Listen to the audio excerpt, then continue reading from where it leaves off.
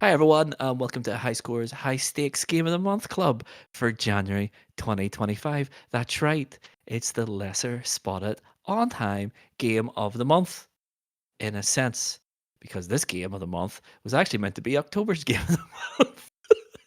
But Yes. me and Cardinal couldn't get round to recording it. So here we are now. New year, new us.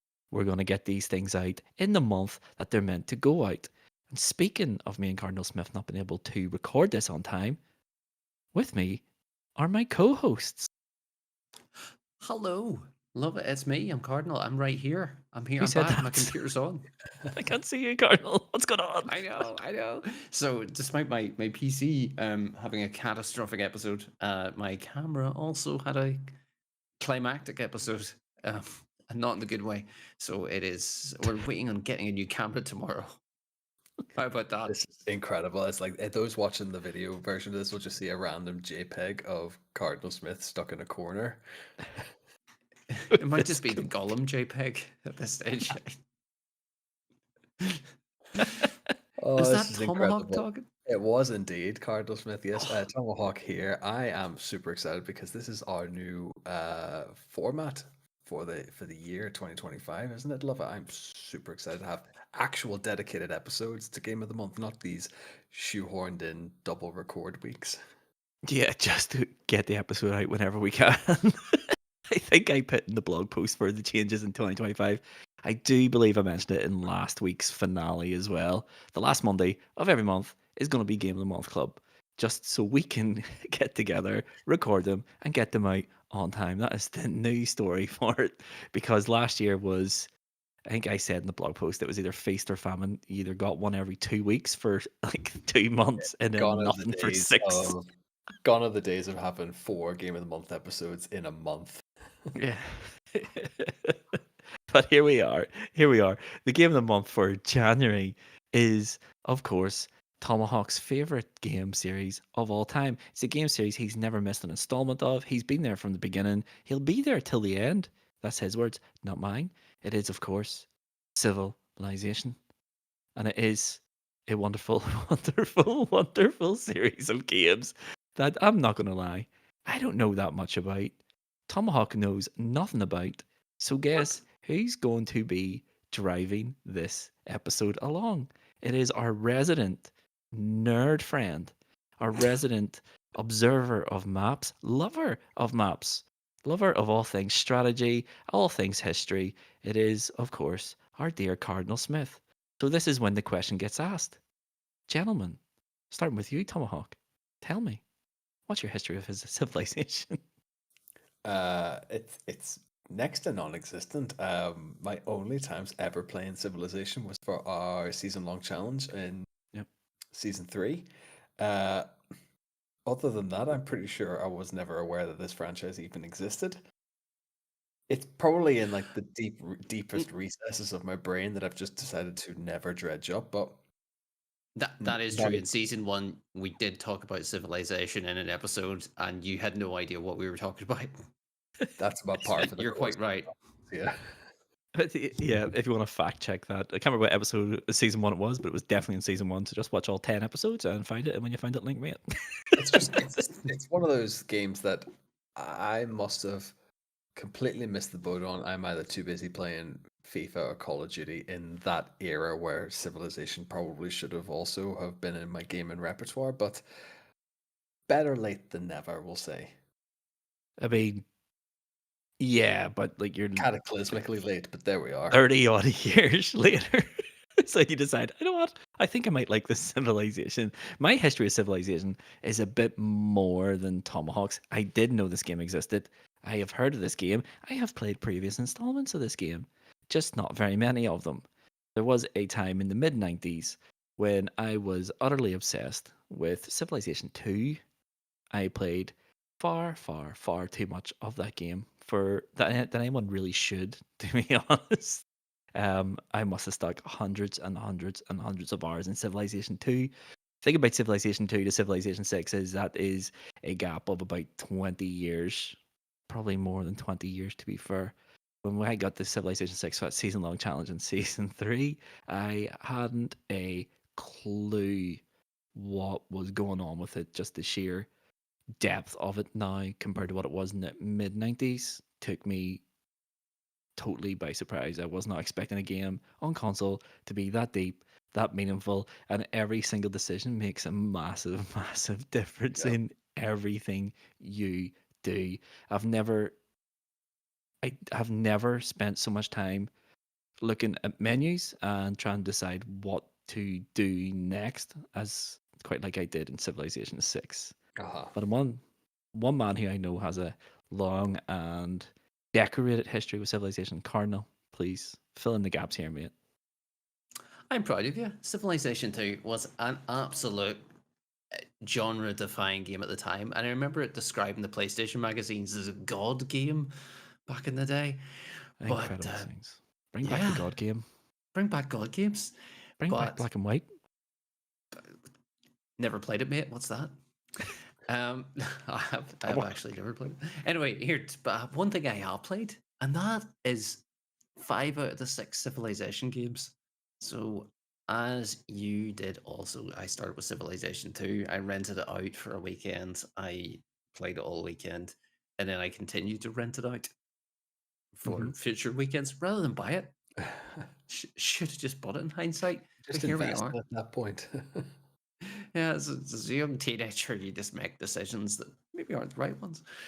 Um, Tom, I was so proud that you went from never having heard of the game, and it's not a game you necessarily have to hear of. It's not a FIFA or a COD. It's not something that comes around in annual cycles, or you know, they spit a new one out every couple of years. They take years before another one goes out. But as a lover of maps, as Lova described me, I do have 5 or 6 maps in my house ready to go up on the walls. Class. Um, I bought a new map game this very week with Christmas money. I just call them map games now. I've always liked Civilization. I wouldn't. It's not my absolute number one grand strategy of all time, but it Mhm. is right up there, and it's always enjoyed best with pals Mhm. nowadays. Yeah, absolutely. I find so Like that most about games. covers it. Like most games. Right. That is our history of Civilization. Before we get into the in-depth conversation, let's talk about what high scores, high stakes is, gentlemen, because we haven't done that yet. Just realized. What is it? Never heard of it. Tell us. High scores, high stakes. Wedded season is 3 friends, 3 PlayStations competing against each other in game and PlayStation challenges. Every week a new game, every week a new challenge, and we earn points against one another in a league table. Winner gets 3 points, second place gets 2 points, third place gets 1 point. And the top of the league at the end of the season wins the coveted high scores, high stakes cup. This is usually when Cardinal lifts his wee trophy, and everyone laughs because he always has them on hand, but his camera exploded his computer last week, and thus we will have to do without that scene. Maybe in the editing, someone can add in a picture of a random cup.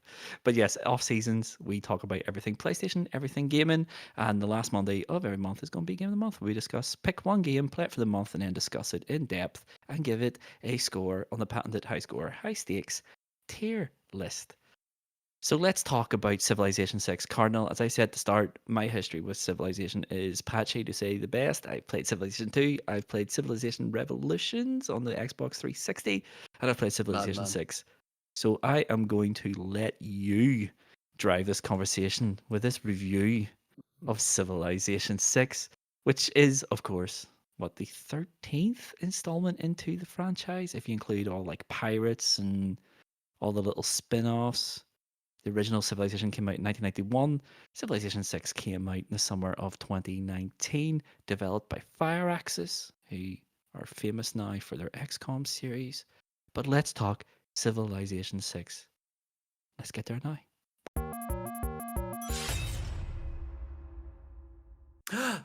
And welcome back. It's Cardinal here, and we're going to talk, as Lois said, about Civilization 6. He did say he'd let me read the way and lead the way, but then he started talking about the history in 1991. The game came out and talked about Fireaxis. He actually got through 3 of my first bullet points before we've even started the game context.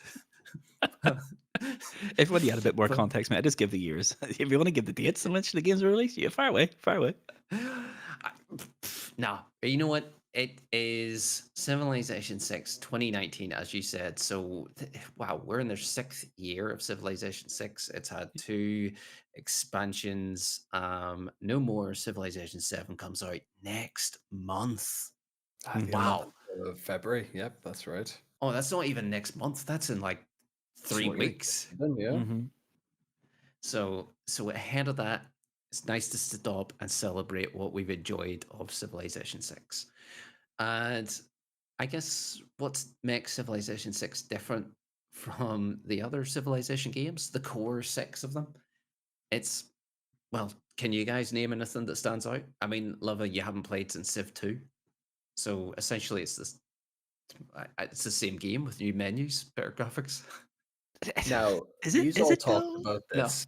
In the grand scheme of what we're playing in Civ, especially in our season challenge, you all talked about religious victories. And as someone who genuinely has no like concept of how this game is and the mechanics each installment, you, this seemed like a new thing and something that we didn't like. Let's talk about this. So there's different victory conditions in each civ, and those are normally like science, culture, domination, where you just wipe everyone out. In Civ 6, that's just hold capital cities of each Okay. other empire. There's the culture victory I mentioned, and then there's diplomacy. So in Civ 6, you can League of Nations or whatever, United Nations, and you just get everyone to vote for you as the winner. This is a bit fluffy and a bit Sounds nonsensy, I too find. democratic. Yeah, it's a bit. Oh, we're all two friends. Why am I building tanks then? Anyway, the religious victory, however, is like an entire side game where it's got its own unique units that you have to spend. First of all, from the very start, you have to be grinding religious points to get like a religious chap. I can't remember the name to found a pantheon and then another one to find a religion. And there's only so many religion slots in the game. So say you're playing with 12 players and there's only 6 religions. So that means 6 nations never actually get a religion, so they can never take part in a religious victory. Oh, okay. But then they have to churn out religious units, which are separate to the military units Mhm. and the scouts. So, and they can't be attacked by military units, but the religious units attack each other. Oh, it's a big faff. Yeah, It's. it's I didn't want to start on this, to be honest, because this is like my least favorite part of Civilization 6 is anything to do with the religious victory. Well, I mean, we yeah. start with the negative and we'll springboard into the positive then. We'll So we'll we'll build up to it. We'll build up to it. Yeah, I absolutely detest the religious victory condition because the game is it's. I don't think I'm being too harsh in the game. The religious stuff is really badly balanced, in my opinion. Because once you, yes, it takes a while to get going with it, but once you have everything you need in order to send like missions to other cities, states, or civilizations, you start converting their people to your religion, and that gives you more religious points on the back of another person's civilization. And there's no way of reversing it for the other person without them then plowing a whole load of the resources into their own religious stuff so they can make their own religious man who can then convert their people back. And it's a whole big game of cat and mouse. The thing about it is I never ever invest in religious victories because it's slow, and to be fair to it, it's a really boring way of playing Civilization. yeah. Yeah. But it is absolutely, it can be catastrophic. Like you could be leading the way with military units and have so many capital cities in that one country that's just decided, no, I'm going for a religious victory. You are powerless to stop them because they will just walk into your cities, convert everyone, and then just rack up. The more people they have, the more religious points they get per turn, the more people they can then convert, the more points they get. And it's just this self-fulfilling prophecy, if you This power forgive by the pun. victory by Yeah, brainwash, basically. Yeah. yeah, it's awful, and there's no way of stopping it in Civilization 6. You can turn it off as a win condition, which is semi solves the problem, but it doesn't at all. You still have these religious people walking around converting all your people, which then limits your returns per move. I just don't like it at all. Civilization 5 also had it. Civilization 5, I didn't think it was as egregious as what it is in Civilization 6. I think Civilization 6 took the mechanic from 5 and then just turned it up to 11 and just went, there you go. And I don't think I can't find a single person online who, hand on heart, likes the religious victories. If you're that person and you're listening to this right now, leave a comment saying, I like religious victories. I don't think they exist. I don't know why they did it. And I you gotta just look don't at get why they yourself did in it. the mirror and reflect on your life. Yeah. A good side effect of religious victory is you can create a religion of your own, give it a funny name, and then spread that funny name religion throughout the world, and that's about the only benefit. But Yeah. let's wind it back about that's what's different in that particular aspect of Civ 6, but things that are iconic about the Civilization series that 6 carries on. Okay, one of those is the leaders, the country leaders, right? Whether that be you've got all the big hitters from the time and history, and each Civ game always has this selection of leaders, and you pick one at the start, and you play as them for the rest of the game. Mhm. Side note, that's going to change for Civ 7 because you pick between 3 leaders. You change each era. You change to a different leader from that particular era. Yeah, it's different. That's pretty How cool. do we feel? It seems slightly better than having Gandhi transcend space and time and is this figure that lasts. Gandhi will eons. find a way. Gandhi will find a way. But Civ 6 has that, and that's sort of there's more we can touch on there about the leaders because they're made so different. They've got many perks and buffs that are also different. Some of them inevitably end up being completely overpowered. Other things that are identical or the same is the city building, the nation building aspect. You are developing. You've got this big tech tree. I remember getting Civ 2 and Civ 3, and it came with an unfoldable map of a tech tree that you could look at, like paper form. And Civ 6 is no different. It's just digital. And you work your way down that path. That's actually my favorite part. Is just clicking and Yeah. getting through the tech tree and unlocking new stuff. Yes, I got irrigation. Um, It's a the people are technological dead happy. end, but I have it. It's Plus actually my one favorite part of the food game per too. move. It's Yeah. actually my favorite part of the game is when you get enough sort of research done and you start moving up through the eras and you notice that you have went from a dude with a spear to a dude on a horse with armor, and then you go all the way up. It's great when you get those. It's really exciting when you get those new units. I mean, fundamentally they're all the same, but it is exciting when you get the knights for the first time, and then you get the trained soldier units and stuff like that later on. I think it's great. I love the progression of it. The progression of it feels really good. You choose your path through them as well, so you can fast track through them if you really really want to. But by fast tracking yourself through it, you're missing out on quite a lot of like depth and Yeah. added features as well. No, it's cool as well because it doesn't feel like it's a slog to get like your development from A to B because it telegraphs it like straight away. Like this will take 30 turns, so you know what your end game's going to be and how you sort of interweave it with other bits and pieces. It's a cool wee system, and you know how you're having to plan for like 30 turns at a time rather than in the moment. Like that was the one downfall I had when I was playing. I felt like I was constantly playing in the moment and for that turn as opposed to bigger picture stuff. Mhm. And it was a lovely little, oh, I want this, but it's going to take 30 plus turns to get to that and move me into a new era of civilization, really. So no, it was great wee feature to have, and just a lovely blueprint and where your character and everything was going, really.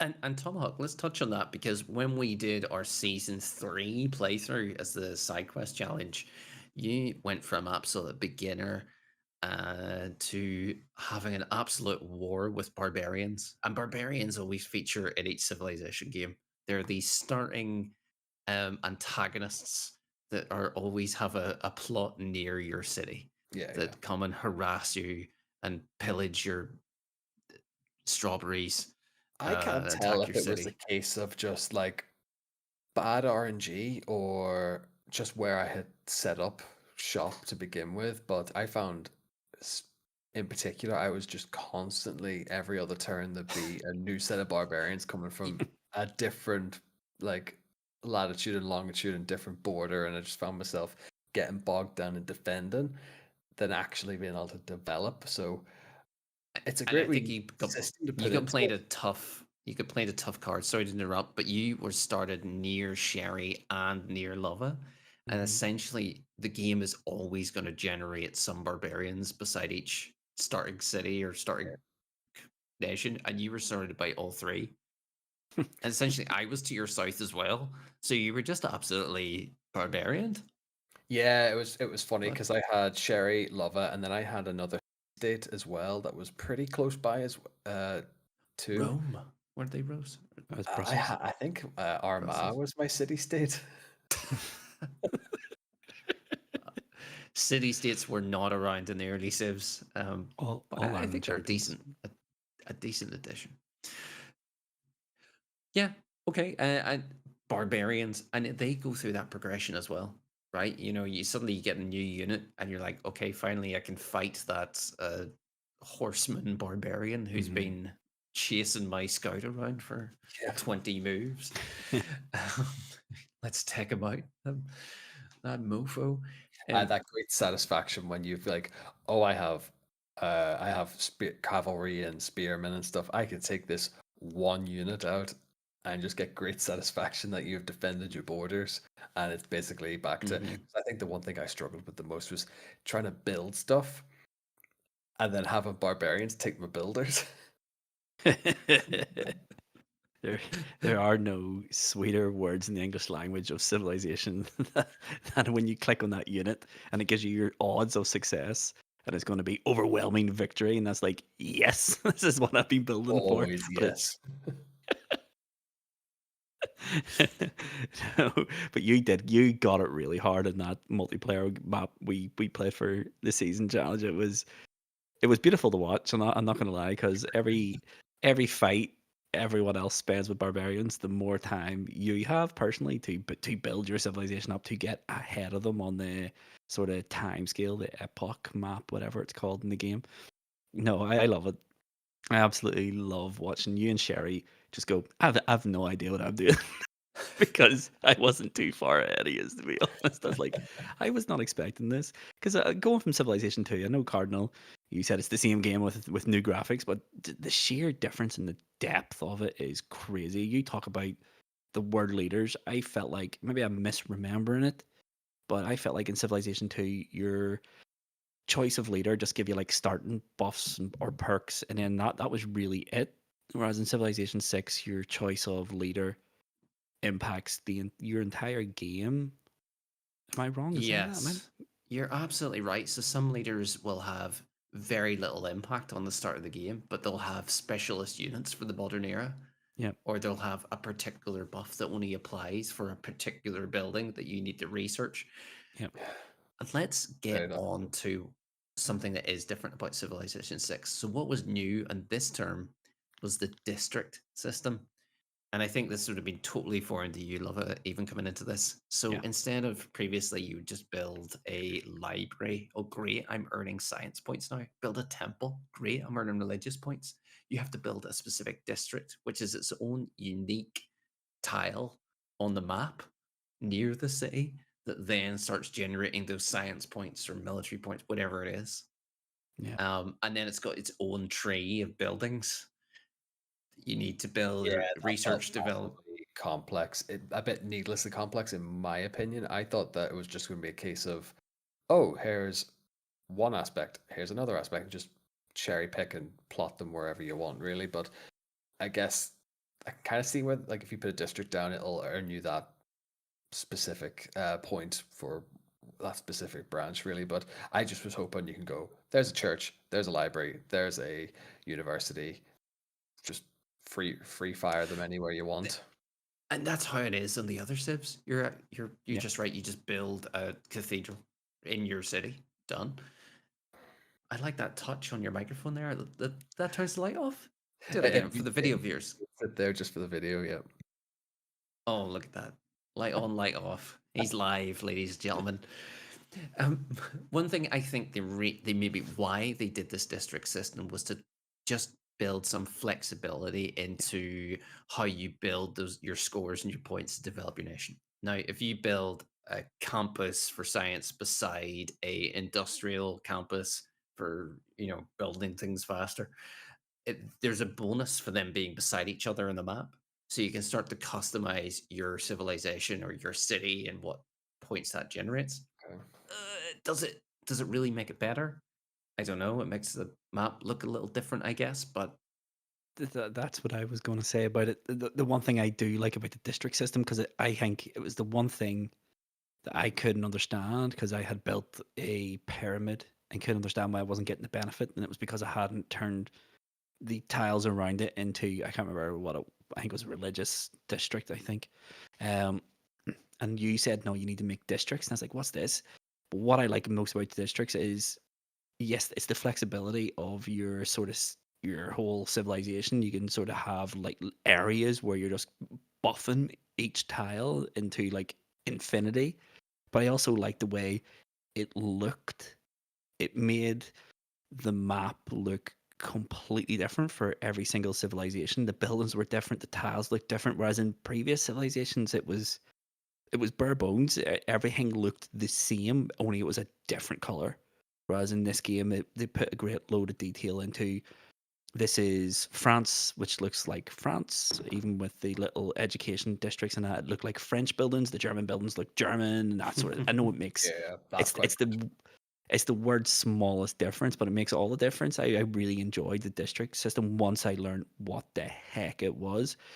What I didn't like about the district was it never makes the sort of requirements very clear of how you actually get your bonus, because some tiles require you to have a 2-star building, and you need to have 2 workers or 2 lecturers, but it's not really made clear. It uses like little tiny icons, and you have to sort of go, what does that mean? And then you're into the help menu in the game, whereas back in the day you would have had a manual for this game, like a dictionary. It was huge, and you could flick through it and find out how you do everything, whereas this game is all it's all digital, and it made navigation. Yeah, yeah, yeah. a wee bit tricky, especially around that. I think you explained it to me one day, Cardinal, off game. I was like, how does this work? I'm not gonna Because the lie. game, I'm pretty sure the entire season-long challenge was everyone texting Cardinal yeah, off chat. How does this work? What am I doing here? How do I benefit from X, Y, and Z? Like, so I think I definitely messaged him a lot, going, "How do you civilization?" I will tell you, Sherry didn't message me once. Sherry had a mindset, and that was, uh, well, what I thought Sherry's mindset was just attack everything in sight. I also thought that he was Armagh, but that's a whole other thing. I spent this entire time with this like uh AI city state and thinking that's Sherry. I'm not going to go anywhere near that, only for it not to be Sherry the entire that time. was A lot of people are very suspicious of Arma. It's totally natural. How they ever got city status, we'll never know. But back to what civilization world, higher level than Armagh. The where are we going? We've talked about the leaders, we talked about the districts, and then the flexibility that you could create in your game from that. And therefore, we start to get on to overpowered players and exploits. How do you start building these scores to work for you? Well, it depends how you want to play the game, and we'll get to that. But there's a few things about Civilization 6. If you search online, they're out there, but there's certain nations you can play as that are just, if you want to have that type of victory, just choose this player. And one of the popular ones for dominating early game is Gilgamesh, yep. just because early on, like early units, you just go to war with other nations, whether stupid, weak, walking around with clubs and kill them. You've won the game. Oh, There you right. go. All right. incredible scenes. Incredible scenes. Korea, bit more of a longer game. I like playing as Korea. They are science boost bonus people, where if you But if there are any mountains, you build your scientific compass near mountains, and it's like +2, +5, +6 science per turn just from one campus. You are blasting up that tech tree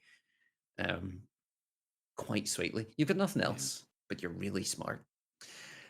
And that's it. But that leads us into what is one of the best things about Civilization game across any of them, and it includes 6, and that's the replayability factor. Yeah.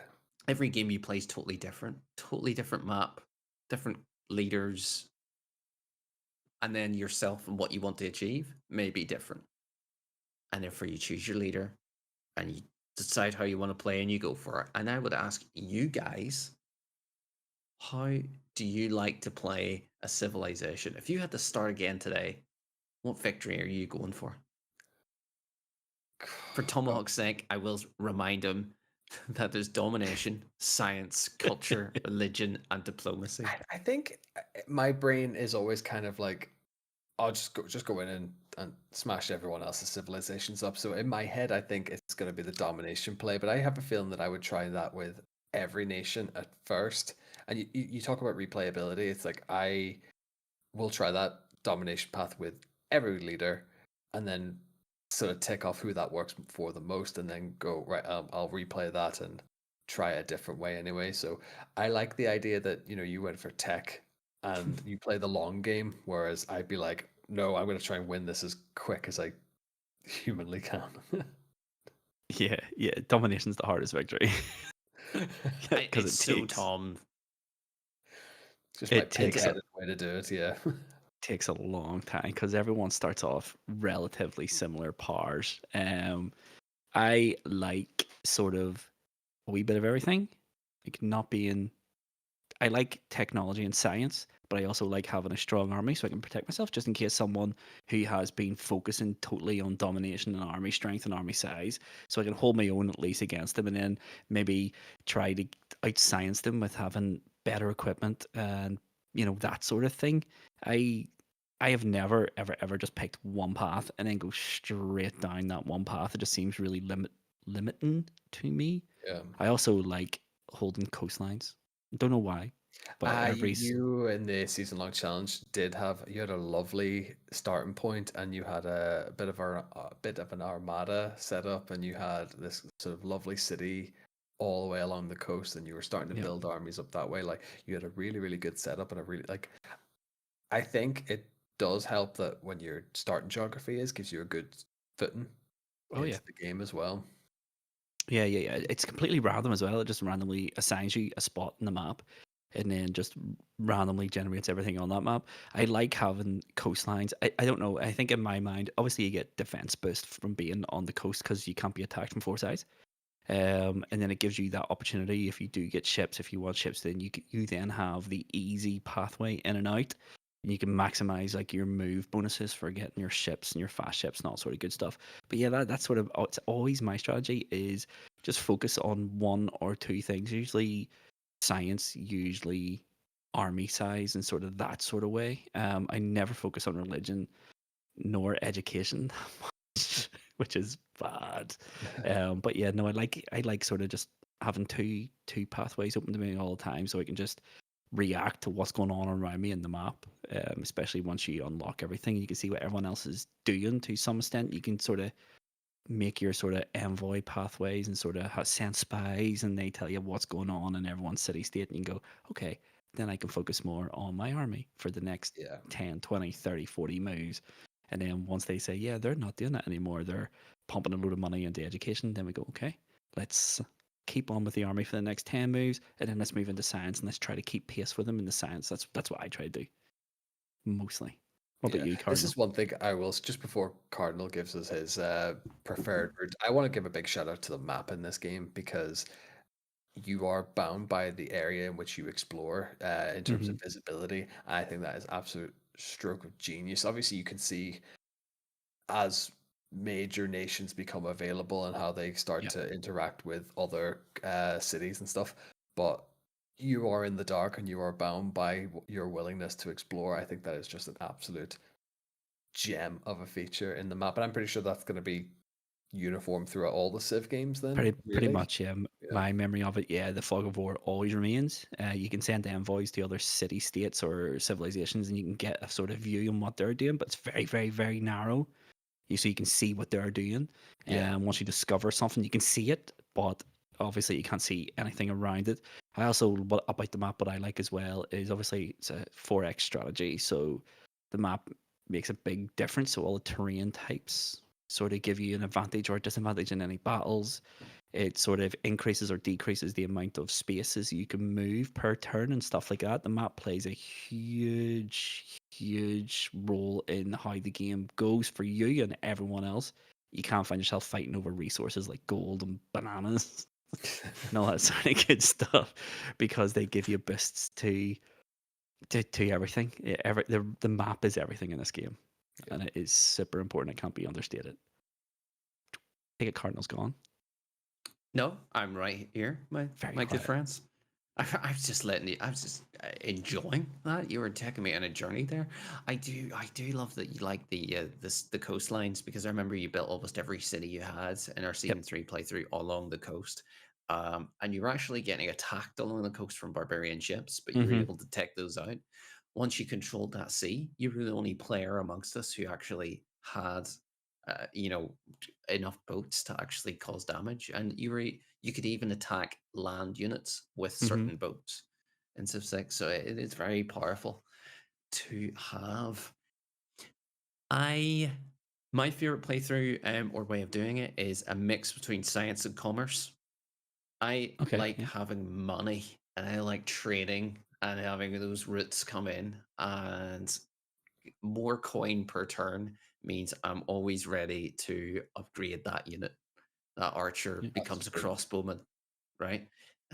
When I need it to. And then sometimes I don't upgrade units unless I absolutely have to, because they have a lower maintenance cost per round. And then, oh, I'm at war. Boop. Now I've got tanks. And it's just a bit of fun. That's Yeah. cool. I'm pretty sure I've plenty of playthroughs where my capital city has been defended by like a warrior with a club, because I forgot that it was just had a warrior with a club sitting in it. So I take Go it ahead, though, Tom. with like the likes of commerce, like if you pursue that path, then having like high value in your civilization, that puts you in good stead in like trading with other cities, and you can share resource, share money or pay people off that way, and that puts you in good stead for like allies and whatnot as well. So they can sort of be seen as contributing factors. Essentially, I suppose it sort of goes hand in hand with diplomacy a bit, Uh-huh.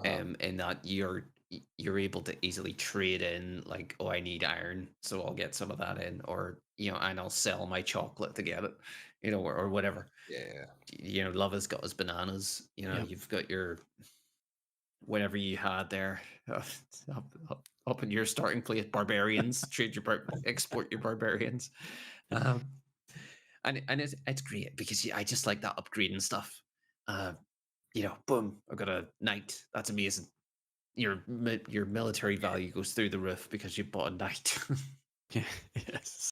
it's it's quality. But the victory condition I always try and aim for is launching into space, and that's Yeah. the end game for science. So Okay. you win a science victory by taking off, sending a rocket take off into Mars in Civilization 6. So however random that is, That's that's the class. victory condition. It's one thing I need Just to double check it and like look at maybe just look at clips on YouTube or like what their everyone's sort of final victory Yes. condition is on all the branches and stuff, because the longest I've played it is this was for the season long challenge, so I think we maybe have banked about 10, 12, maybe 10, 12 hours into this. I would say it was more than that because I think we have 7, 8 episodes up on YouTube, and we played that solid Possibly, every but we week for an possibly hour and a played half, 2 hours. 2 hours at a time. Yeah, so I think it's actually probably closer to 20 at this rate. Mm-hmm. Then Mm-hmm. Mm-hmm. I do intend to go back to it. I really, really do, and I just want to be able. Actually, been nice having this conversation and being able to get a bit of a masterclass in how Civ is done, because I've gone in with maybe just don't finish last in mind. So I was kind of doing the bare minimum. But now that these options are, I'm a bit I can go out of this a little bit more savvy and how the game's played and how certain conditions affect everything. So no, this is, in my opinion, this has been a great little cheat sheet to Civ 6. It is a fun game, and it is. I know, Cardinal, you've probably got about thousands of hours in Civilization over your time. Yeah, I would probably have 1,000 hours across all of them. yeah, yeah. I have nowhere Nothing near too that, bad. but I would wholeheartedly say I know I lost like 100 hours to Civilization 2 back in the day. Like, played Civilization 5 for a few, and then Civilization 6 for about 40, I think. But you can play it forever. There's literally no limit to what you can do in this game, and if you really want it, you can play every game completely different with a completely different leader, and just try out different things, different sort of building and district sort of mixtures to see which works the best. And then as everything in the map, including the leaders and the city states and stuff, are completely random every single time. Every single game is completely different, and that's the beauty of it. Yeah, and that's it. It's every episode or every gameplay is different, as you say, and that's that replay value of the map, the players, as we mentioned at the start, and it's a different experience every time. Never mind when you get onto mods and expansions, because there's always a couple of DLCs to play there too, which start making things more complicated. But playing with friends too is the final Big aspect, time. which was different from back in the day, right? Playing with you guys and playing with others is an eye opener because people behave differently to AI, which is it's weird, it's fascinating, right? Oh yes, Uh, free will and all that. Free will. They don't know what they're going to do, and to be honest, it makes it so much more enjoyable. And I would love to play it again sometime, but it's essentially Civ 6 was a hit. I think. For its highs and its lows, I'm still excited for Civ 7. Oh yeah, no, this is one of those games that I think it has. It's obviously got a huge fan base. We've had so many installations of this. I think there is a couple, obviously a few details in Civ 6 that maybe haven't hit the mark as well as some of the hardcore fans would have liked. But Yeah, man, what I did play of it, I loved it, and it is one I do intend to go back to. But as we, as we well know, trying to find time to carve out for playing this time can be quite tricky. But definitely on my list to go back to and give a little bit more time and attention that it deserves. To be honest. Yeah, I'm the same with it. I don't have the time for a 4x strategy game. So I don't. But Civilization's fun. I really enjoyed playing 6. I thought our game was particularly fun. If memory serves me right, Cardinal, now you can correct me if I'm wrong. Civilization 2 and Civilization 3 both had a multiplayer sort of component to it, right? But am I crazy in thinking I vaguely remember playing Civilization 2 over the internet, in which it was basically I make my move and it sends it to your opponent who didn't have to be logged in at that time. But when they logged in, it sort of downloaded your move and then they could make a move similar like the way online chess used to work. it's Am I similar to misremembering chess. that? Class. Like email chess. It was basically email Civilization, if I remember correctly, because I vaguely remember exploring online on Civilization 2. I could be This sounds like completely.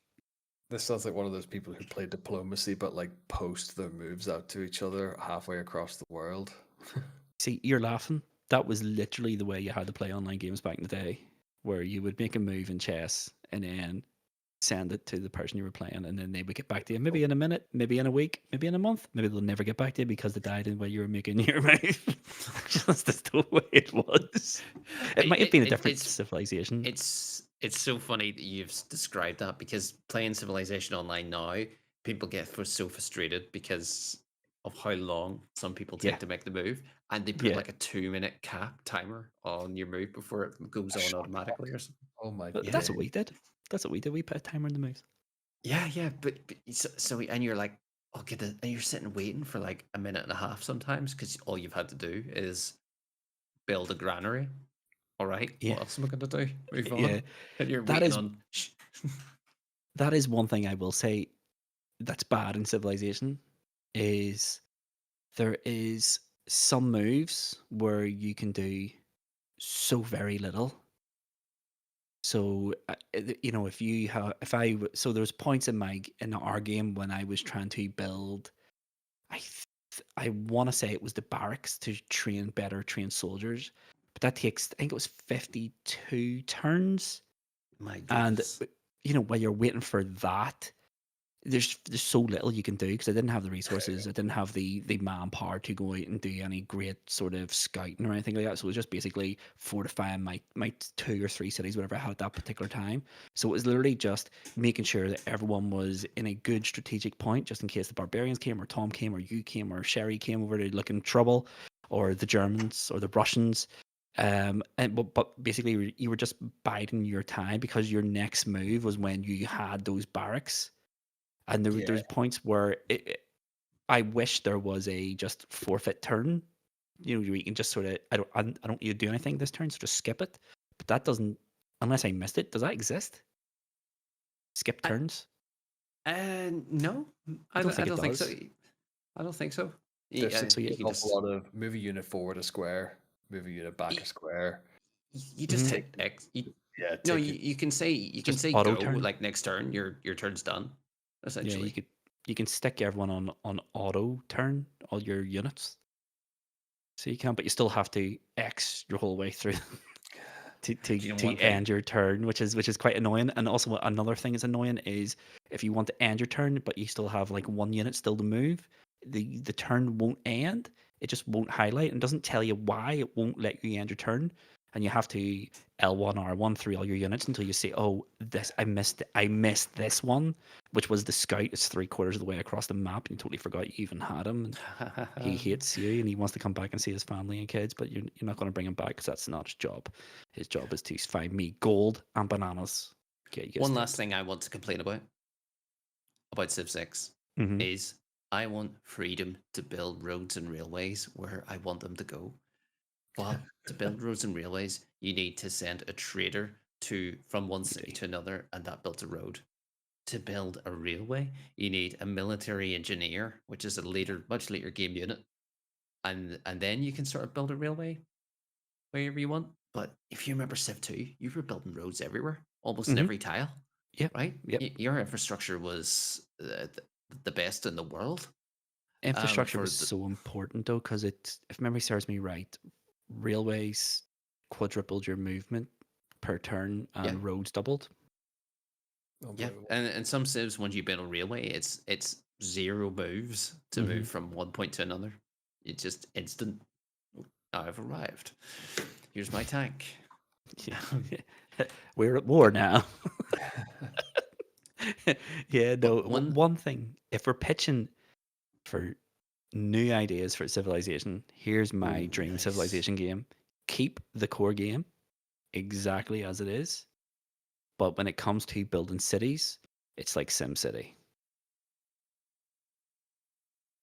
It's a game within a game. And just imagine what you could do with your cities. Imagine it. Imagine the walls you This could is build around your city. absolutely what you're talking about is a massive game.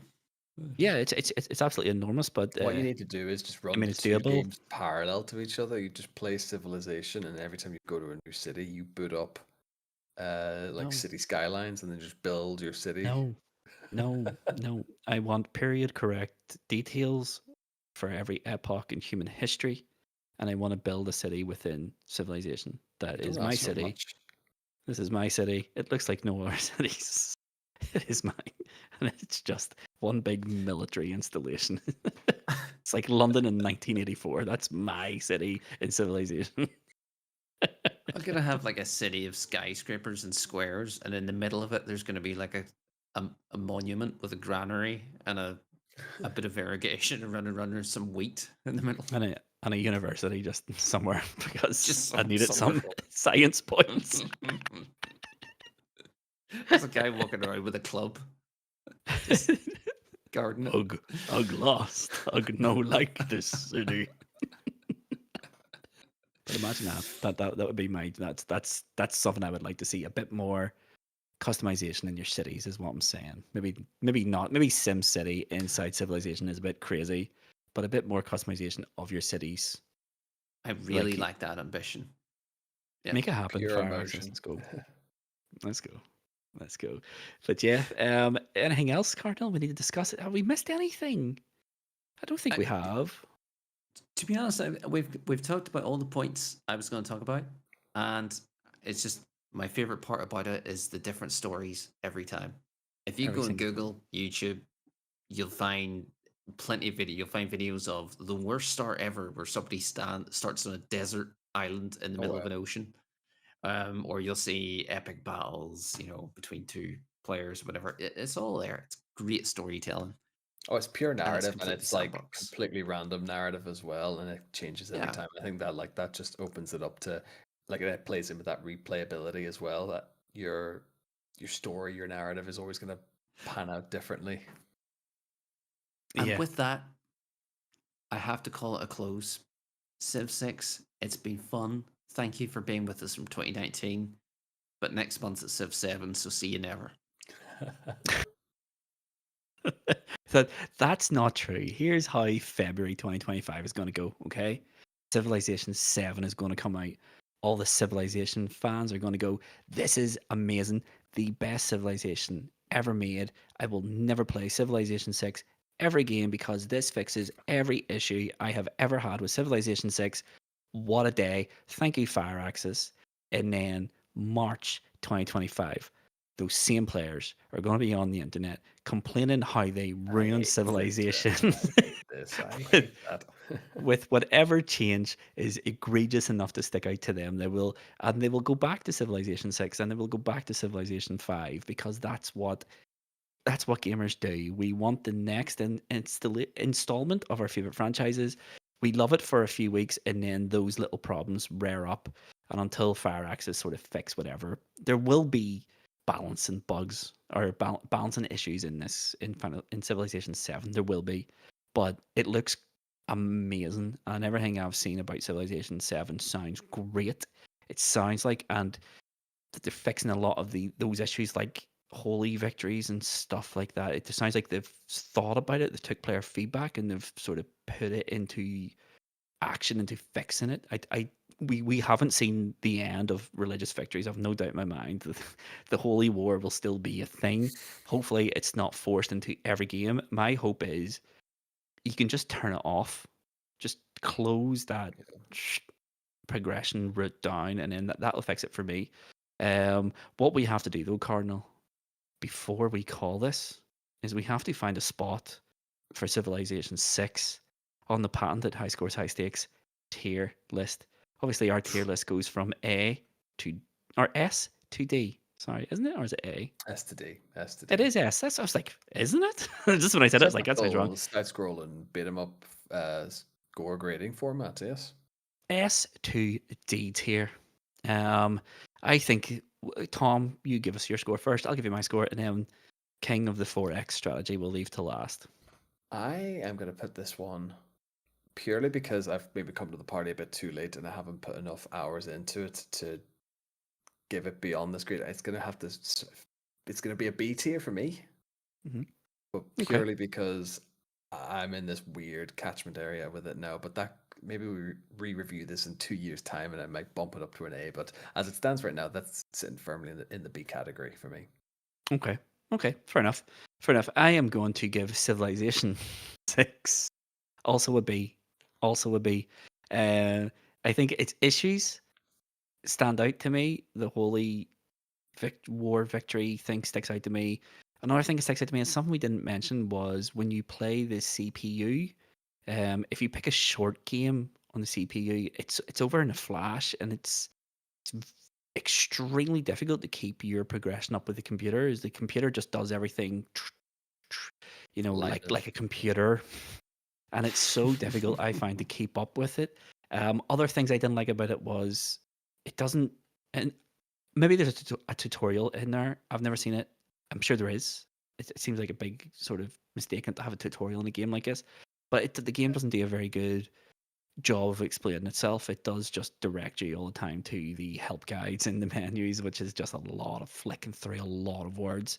Um, but yeah, no, it's a really good game. It's I don't know if fun's the right word to describe Civilization. It is a good time with the right group of people in a multiplayer lobby. I don't like playing this game single player, and I was tempted to give it a C tier, but I thought that was far too harsh. I think it's a better game than C, but I couldn't, in my right mind, give it an A tier. It's a B tier all day long, and it's right smack in the middle of B tier for me. It has its issues, but it's also what it does well. It does extremely Yeah. well, in my opinion, and in Cardinal. Good summaries, folks.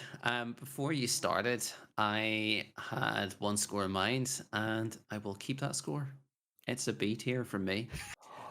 Why A I launch it, unanimous. why Wow. I launch it smack into the B tier is it is a Civ game, and it's a good Civ game. It's not my Mhm. favorite Civ game, um, and that won't change. I've still enjoyed playing it. I I do enjoy some single player efforts in Civ games, and I can't get the same excitement and enjoyment single player out of this Civ 6. No, And that's no. why I drop it lower. Yeah, and yeah, Essentially. First time that's we've fair enough. ever come to a unanimous decision. Let's go. All it took was a Probably. game only one of us knows how to play. I'm But not no, even a good player. it's Civilization 6. It's a good game. Is it worth picking up? Not right now because it's still $37.99 with another $26.99 for all the DLC packs. It's going to drop in price come Civilization 7. Wait for Civilization 7, probably. It's probably, hopefully, it's going to be a really good experience. My consumer advice is just buy Civilization 2 and play that. It's an absolute banger. It's brilliant. Or Civilization 4 seems to be the fan favorite. Cardinal, is that right? 4? Civilization 4 is the possibly the old timer. Yeah. Okay. Yeah. I do own that on Steam. Maybe I should fire it up, but probably not. Dear, dear, Don't have the dear. time for it. It's a Don't little have the it's a time little for dated. it. But now that we've done Civilization, we've done January's Game of the Month. I think for only the fourth time has the Game of the Month launched on the right month. So let Yo, us us. let's take the W and go straight in to the wrap up section. See what I did there. Let's go. And that is it, gentlemen. Another episode all wrapped up. We are done with Civilization 6. Finally, 6 months after it was meant to release, it's going to release. It's incredible scenes. Carnell, it was great to have you back after Yes, a, absolutely. a brave wee hiatus. Actually, you missed the finale last week, which was a disappointment. Gutted to miss the But finale. but here we got through it. We survived. We come through the other side, and hopefully we'll get to see your beautiful face, as well as your dulcet tones next week's episode, which is, of course, the start of our side quests, which will be where we discuss everything PlayStation, everything gaming.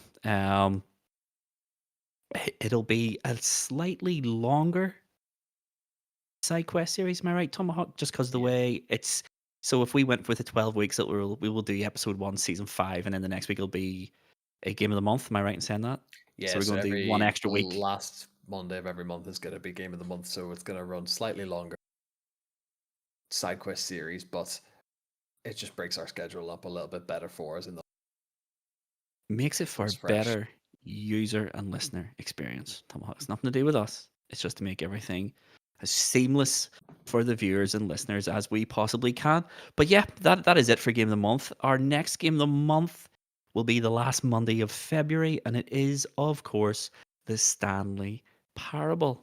So, until then, what is there left for you to do? Well, as we said at the start, if I know I didn't say at the start, so I'll say it now. Tell If you us. have listened to us for a long time and you haven't yet given us a review, please consider giving us a star review on whatever platform you're listening. 1 star to 5 star. Give us what you think we deserve. And if you've already done that, but you haven't given us a written review, please consider doing that as well. Written reviews play really well with algorithms, and it tells Spotify that we're a podcast that other people should listen to, and it'll start pushing us out there. If you have a family member or a friend who you think will enjoy this podcast, please share this podcast with them and let them make their mind up. And if 1 hour and a bit of high scores, high stakes just isn't enough to fill your content quota for the week, the best way of getting more high scores, high stakes content is by visiting highscoreshighstakes.com and clicking on the links right on top of the homepage. It'll bring you everywhere we are, all over the internet. But that is Game of the Month for January all wrapped up. And with all that being said, there's nothing else left to say except I've been Mr. Lava Lava. This has been High Scores, High Stakes Game of the Month Club. We'll see you next month. Thanks for listening. Love you all. Bye. Bye.